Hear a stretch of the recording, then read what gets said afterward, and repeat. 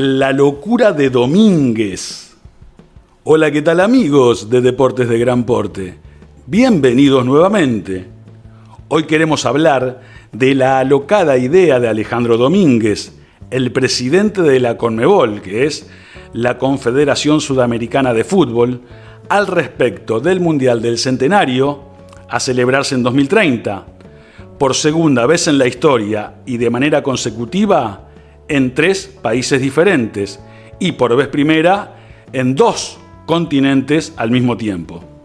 Además, y por si esto fuera poco, con 3 partidos iniciales en Sudamérica, precisamente con motivo de celebrarse el centenario de la primera Copa del Mundo celebrada en Uruguay en 1930. Por lo tanto, el propio Uruguay, anfitrión y campeón aquella vez 100 años antes, seguramente será el equipo que abra el Mundial. Argentina, subcampeón en aquella Copa primigenia, también debutará en casa y finalmente, por su condición de sede del organismo continental del deporte de la redonda, Paraguay tendrá la misma posibilidad. Por lo tanto, el Mundial terminará siendo en 6 países y 3 continentes diferentes. Todo esto, que suena hermoso y es lo que se pudo lograr hasta aquí, al perderse la posibilidad de la sede compartida que habían propuesto los 3 sudamericanos a manos de España, Portugal y Marruecos, ya nos parece, desde lo estrictamente deportivo y de calendario, un despropósito. Aunque primero deberemos repasar toda otra serie de datos, quédense hasta el final para la explicación completa de esta sentencia. Dicho esto, imagínense lo que pensamos de la trasnochada nueva idea de Domínguez de ampliar el cupo a un número inédito de 64 participantes y que los 3 países del subcontinente americano jueguen enteramente sus zonas en condición de local. De eso se trata nuestro encuentro de hoy. Suscríbete a nuestro canal, así seguimos compartiendo esto que es hablar de lo que más nos gusta, de deporte, y de lo que nosotros consideramos de gran porte, esos temas que despiertan el interés de ustedes, nuestros destinatarios exclusivos. Pues bien, comencemos por una rápida descripción de los más grandes cambios que supone el Mundial 2026 con 48 selecciones por primera vez. A saber, en lugar de 8 grupos, pasan a ser 12. Los 4 semifinalistas, en lugar de disputar los 7 partidos tradicionales, disputarán 8. Por primera vez, habrá en un Mundial 16 avos de final, una instancia más de eliminación directa. A su vez, el Mundial durará 39 días, cuando habitualmente, algún día más, algún día menos, siempre rondó el mes de duración.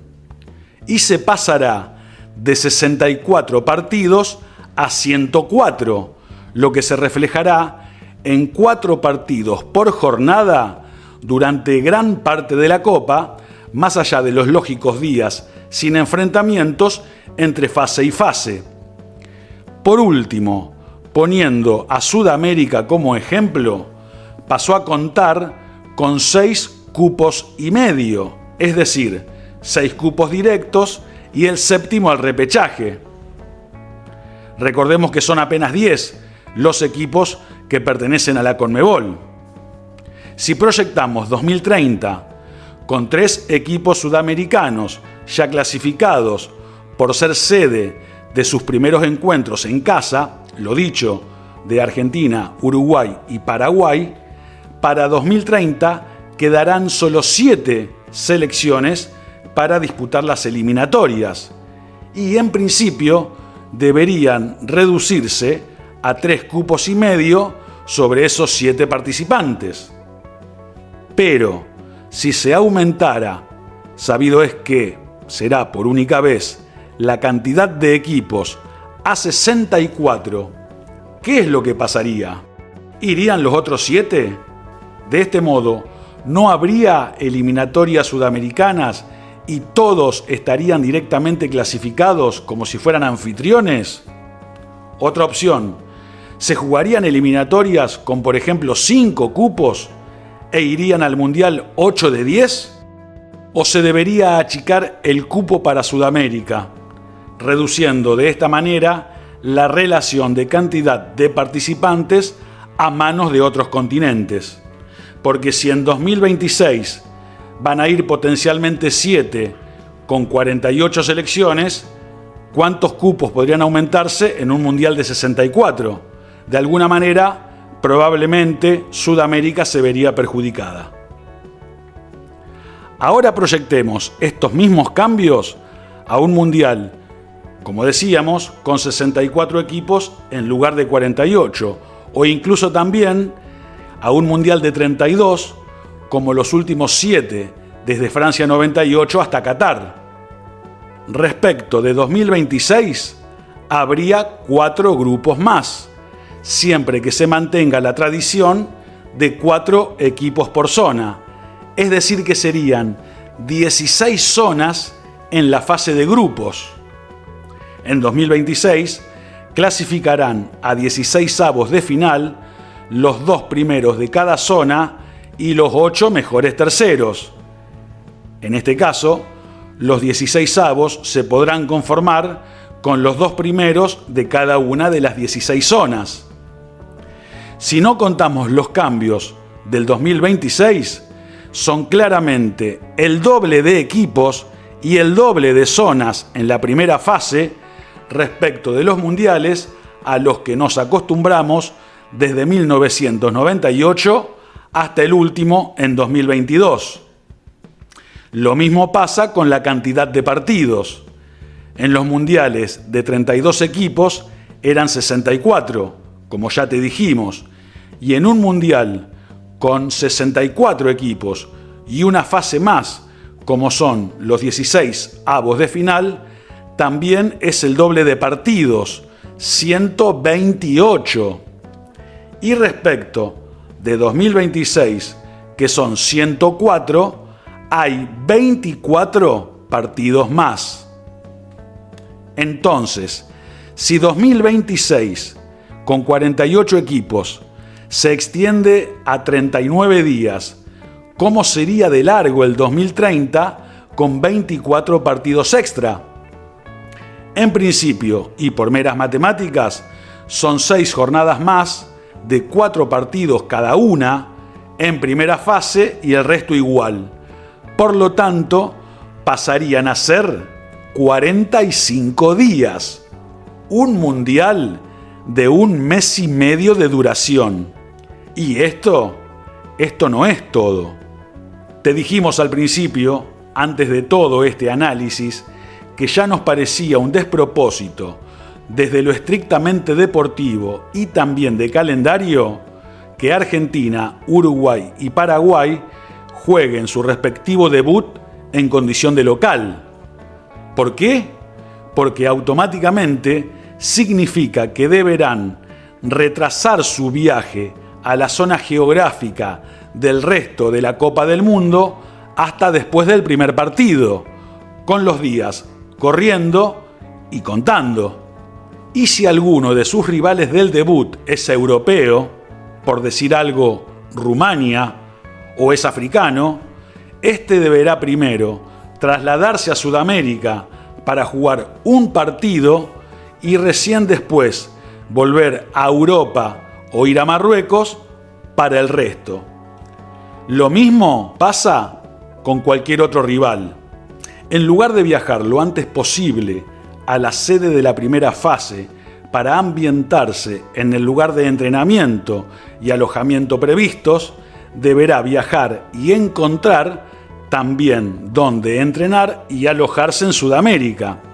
Y los 3 locales, en lugar de hacer lo mismo en cuanto a viajar cuanto antes a donde les toque, esperar al debut para poder hacerlo.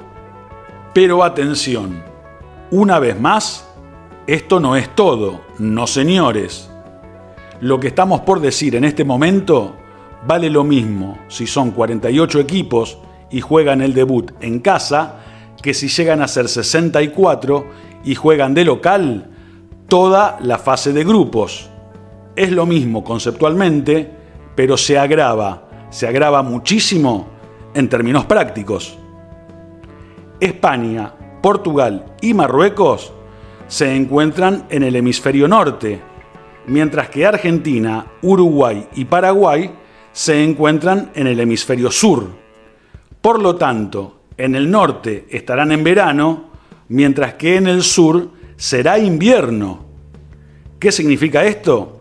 Ejemplifiquemos con la posibilidad de que México repita zona con Argentina, como pasó en Qatar, y le tocara el debut contra los albicelestes. Deberá viajar desde el verano boreal o norteño para jugar un partido en el invierno sureño, para luego volver al verano, en este caso europeo o norafricano, norte de África, para el resto de la Copa. Peor si son 64 selecciones, como se le ocurrió a Alejandro Domínguez, y argentinos, uruguayos y paraguayos juegan de local toda la primera fase. ¿Por qué? Porque los clasificados de esas tres zonas llegarían a la zona del Mundial propiamente dicho recién para los partidos de eliminación directa. Y los eliminados en primera fase nunca llegarían ni a tierras españolas, ni a tierras portuguesas o marroquíes. Y si un local de esos tres se queda afuera, es como si no hubiera ido al Mundial, más allá de que sean partidos oficiales de una Copa del Mundo. Y en lugar de jugar un solo partido en invierno para jugar el resto en verano, sería toda la fase de grupos en invierno para luego continuar en verano lo que les toque durar desde 16avos de final en adelante.